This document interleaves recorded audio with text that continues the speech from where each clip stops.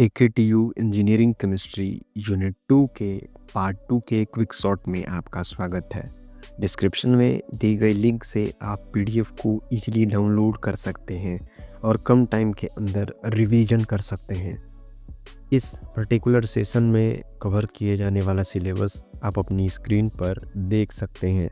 Chiral carbon basically ऐसा carbon atom होता है जो कि 4 डिफरेंट ग्रुप्स से अटैच्ड होता है।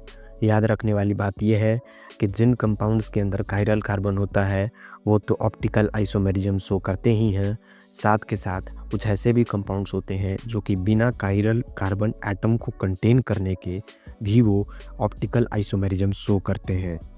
साइक्लिक कंपाउंड्स जिनके अंदर नॉन सुपर इम्पोजेबल यानी जब हम उनको एक दूसरे के ऊपर कवर करेंगे तो वो एक इक्वली कवर नहीं करेंगे, उनको हम नॉन सुपर इम्पोजेबल बोलते हैं। जिनके पास non superimposable mirror image होगी, ऐसे कंपाउंड्स जो कि साइक्लिक होंगे वो भी ऑप्टिकल आइसोमेरिज्म शो करेंगे।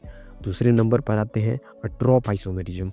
ये ऐसे कंपाउंड्स होते हैं जिनके अंदर 2 पार्ट्स ऑफ मॉलिक्यूल ऐसे होते हैं जो कि एक बॉन्ड के अलोंग रोटेट नहीं कर सकते हैं, जिसके कारण ये 2 डिफरेंट फॉर्म्स को ऑब्टेन करते हैं जिनको कि हम आइसोमर्स बोलते हैं, जो कि एक दूसरे के मिरर इमेजेस तो होते हैं लेकिन उनको हम स्वैप नहीं कर सकते हैं। जियोमेट्रिकल आइसोमेरिज्म बेसिकली एक ऐसा आइसोमेरिज्म का फिनोमेना होता है जिसके अंदर मॉलिक्यूल्स का केमिकल फार्मूला तो सेम होता है लेकिन उनके अरेंजमेंट ऑफ एटम्स और ग्रुप्स जो होते हैं वो काफ़ी ज़्यादा डिफ़र करते हैं। इसके 2 टाइप्स हैं। सबसे पहले सिस है, जिसके अंदर होता क्या है कि जो ग्रुप्स होती हैं वो सेम साइड में होती हैं डबल बॉन्ड या फिर रिंग स्ट्रक्चर के, जहाँ पर ट्रांस जो होता है उसके अंदर वो अपोजिट साइड में होती हैं एक दूसरे के। याद रखने वाली बात यह है कि इस सिस और ट्रांस बेसिकली कन्फॉर्मेशन या फिर आइसोमेरिज्म की वजह से कंपाउंड्स जो होते हैं या फिर मॉलिक्यूल्स जो होते हैं वो डिफरेंट फिजिकल केमिकल प्रॉपर्टीज़ को पोजेस करते हैं, जैसे कि बॉइलिंग पॉइंट, सॉल्युबिलिटी या फिर रिएक्टिविटी। कायरल ड्रग्स क्या होते हैं? कायरल ड्रग्स ऐसे कंपाउंड्स होते हैं जो कि 2 मिरर फॉर्म्स में एग्जिस्ट करती हैं। इनको हम इनहेंसियोमर्स भी बोलते हैं।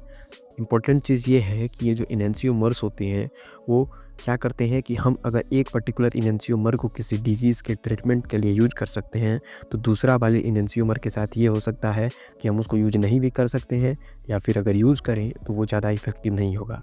पास्ट में एक थैलिडोमाइड नाम का इनहेंसियोमर यूज किया जा सकता था, जिसको कि अगर हम रॉन्ग इनहेंसियोमेरिक कंसंट्रेशन में जब लेंगे तो वो बेसिकली बर्थ डिफेक्ट्स को कॉज कर देता था।